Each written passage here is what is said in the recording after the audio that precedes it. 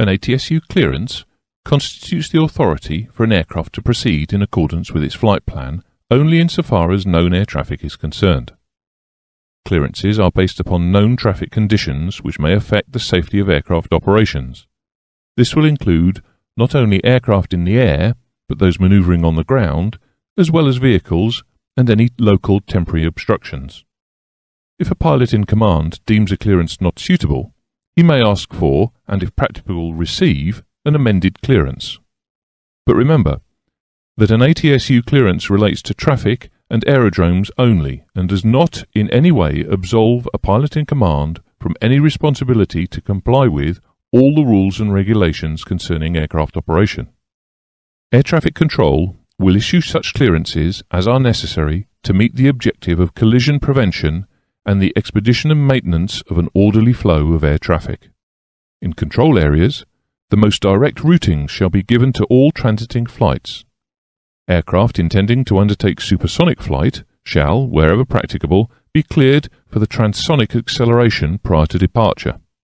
When it becomes apparent to an ATSU that the air traffic levels are in excess of that normally catered for in a given period of time, location or area, then the ATSU is to notify other ATSUs concerned. Pilots in command en route to such a situation and their operators will also be informed that restrictions are likely to be applied. For flights in the vicinity of aerodromes, the vertical position of aircraft shall be expressed in terms of altitude at or below transition altitude.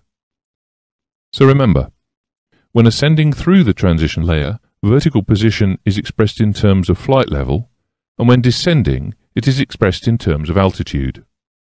After approach clearance has been issued and the descent to land commenced, the vertical position of the aircraft above the transition level may be expressed by reference to QNH-based altitude, provided that level flight is not anticipated. Primarily applicable to turbine-engined aeroplanes, for which it is well suited, a continuous descent uninterrupted from a high level is desirable.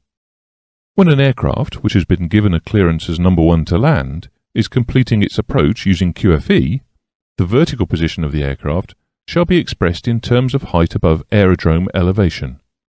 However, vertical position shall be expressed in terms of height above the runway threshold elevation, for instrument runways if the threshold is 7 feet or more below aerodrome elevation, and for precision approach runways.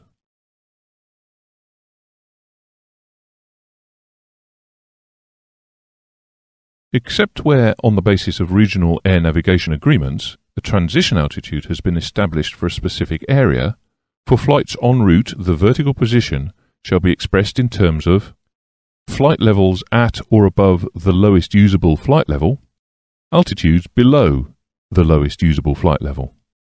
Aerodrome and approach controls shall establish the transition level to be used in the vicinity of the aerodrome concerned.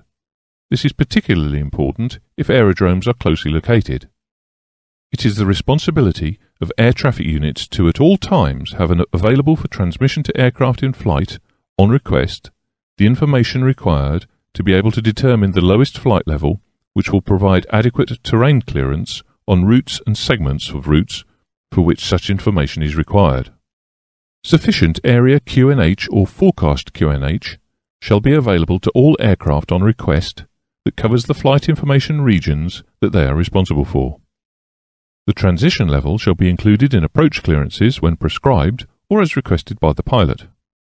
The QNH setting shall be included in every approach clearance or clearance to enter the traffic circuit. It shall also be passed to aircraft about to taxi unless they are known to already have it. It shall additionally be provided on request. Remember that where reference is made to aerodrome elevation, QFE shall also be provided.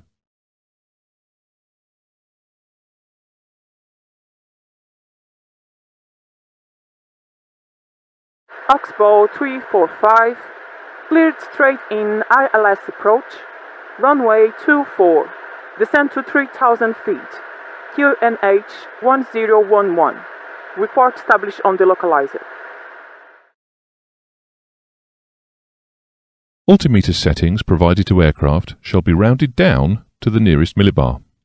For aircraft in the heavy wake turbulence category, the word heavy shall be included immediately after the aircraft call sign in the initial radio contact between the aircraft and air traffic unit prior to arrival or departure. The MLS capability designator shall also be included in the initial radio communications prior to departure and arrival.